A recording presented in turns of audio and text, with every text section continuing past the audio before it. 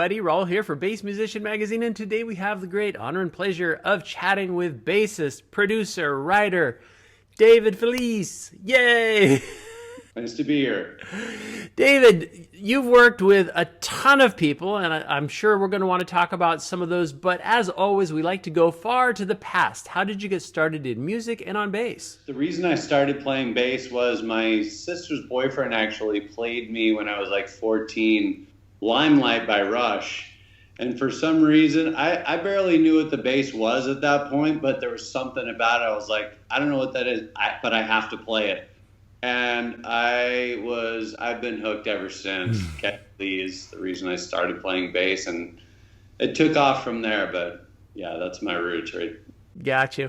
And are you self-taught, or did you pursue formal studies? I'm mostly self-taught. I had some good teachers along the way. Buddy Brunel was one of my teachers, and Mark Harrison taught me a lot about theory and ear training. But mostly it's self-taught. I used to spend 8 hours a day on my bass, just learning everything I could and chopping away. And I'm mostly an ear player, so I just would pick up as many songs as I could and just woodshed. And that's how I got started. Well, and in addition to being a bass player, again, you're highly diversified. My understanding is you've also pursued studies in studio recording, and you've got a lot more of the music business portion of it, which is complementary to playing, so it's all good stuff to know. But tell us a little bit about that pursuit as well.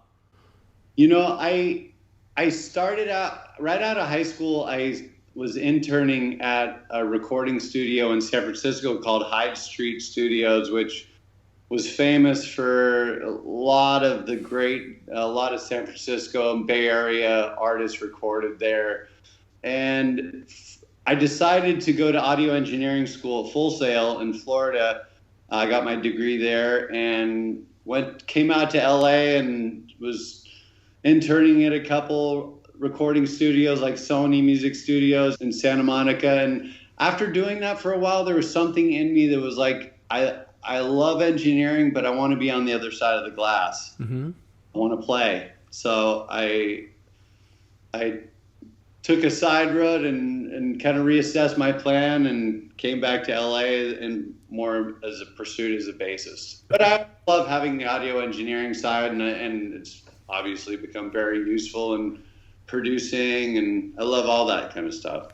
Well, and I'm sure there's a huge tie-in, and especially I find that in the bass world, good engineering, good mastering, and good mixing can make or break any player. And you know, so there's some people that are great bass players, but they get poorly mixed, or I think a lot of times they'll give emphasis to a lead singer or a lead guitarist, and kind of drop the bass down to a subdued, subliminal level where you're kind of going, I know it's there because I can kind of feel it, but if they do anything exceptional, you lose it in the mix because they wanted to highlight so much of the other stuff. And I know there's a place for that, especially, again, if you have a stellar vocalist, you don't want the bass solo overshadowing the guy that you're trying to highlight. But by the same token, if you give the bass player an opportunity to do something interesting, let it through. You know, don't just kind of hide it. Like, no, don't keep it contained here. You know. Yeah, definitely. That's why I like bands like Rush, or even there's contemporary artists like Dua Lipa or Bruno Mars, where the bass is actually takes a really nice role where you can't hide it. It's just a groovy part of the music. But you know, I guess each song is different. There you go. Well, and as we talk about the kind of, have a wide span of genres that you're playing in, and you've been involved with a whole ton of projects ranging from, David Archuleta, very American Idol, that whole branch of things, Bret Michaels, DMC and the Hellraisers, Party Crashers. Everybody has a very different sound. So there's, on one hand, with DMC and the Hellraisers, you guys are doing this interesting blend of rock and hip hop, which is in the evolution of music. There's kind of, I think, the crisscross when they started out early on with Walk This Way. They're going, hey, wait, we can do this. Yeah.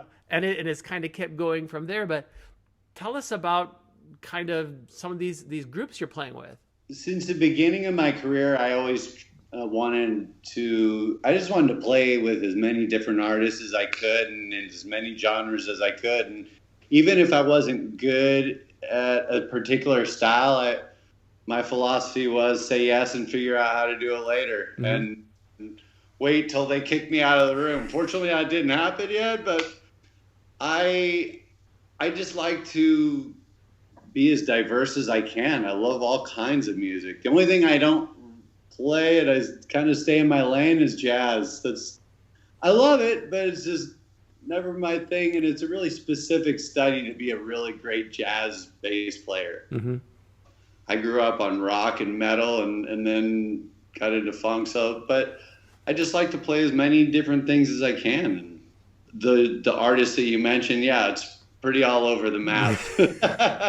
Yeah, I mean, I used to play in this one band called One Tribe Nation, which is Afro-Cuban funk rock soul thing, and then jump to a pop thing where you're playing very wide open and basic, and you know, that's the fun of it, is just playing all different kind of styles, to me. Absolutely. Well, and as music is evolving, I think it's kind of interesting. Those of us that have been around to kind of see it, I think back in the day, the lines were a little clearer of what was what, you know, like rock and hip hop. You would never think the two would mix, or the Latin music with rock, or, you know, even jazz and rock, you know, to have somebody like Brian Bromberg, who's renowned jazz player, playing Jimi Hendrix. You go, what is happening here? But as the music evolves, the lines are blurring. And so a lot of times when I talk to musicians and they've identified that they are in a specific genre, it's harder to tell. As you listen to it, you're kind of going, well, I'm getting hints of this, or I'm getting bits of that, and, you know, and unless it's classical music, which is basically, again, reading it the way it is on paper, everything else is getting very blurred, which I think is enriching to an extent. You know, it exposes people to things, and maybe even the listening audience gets exposed to things they weren't even aware. You go back to the disco when they were doing that Hooked on Beethoven stuff. Yeah. Absolutely. Disco. But here you are, classical music. And you'd go, whoa, I know that song. Yeah.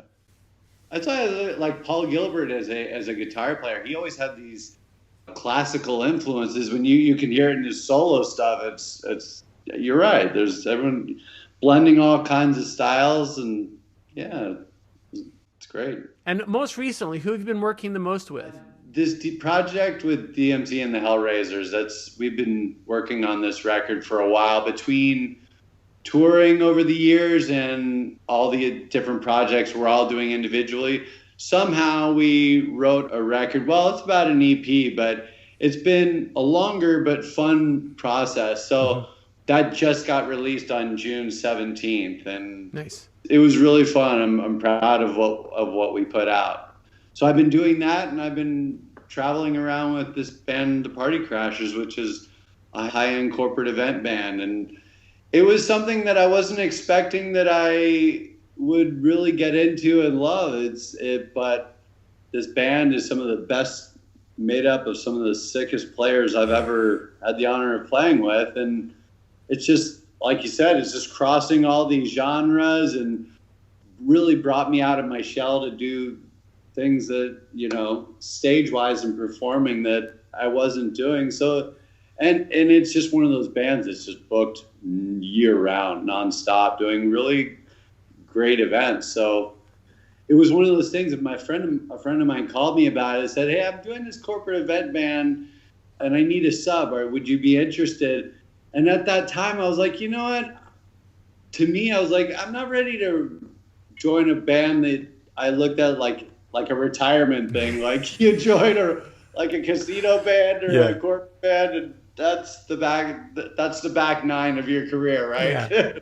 But I was like, I don't want to close any doors to anything. I don't know what this is, so give it a shot. And with everything I do, when I decide to do it, I'm all in. So I spent weeks just memorizing their catalog, because when I go in and do something, I want to be on point and know everything. So I did. And when I stepped on stage, I was like, whoa, not only are these players great players, but the music and what they're reproducing is something different. So here I am 5 years later doing that. So between those two things, traveling a lot, and that keeps me pretty busy.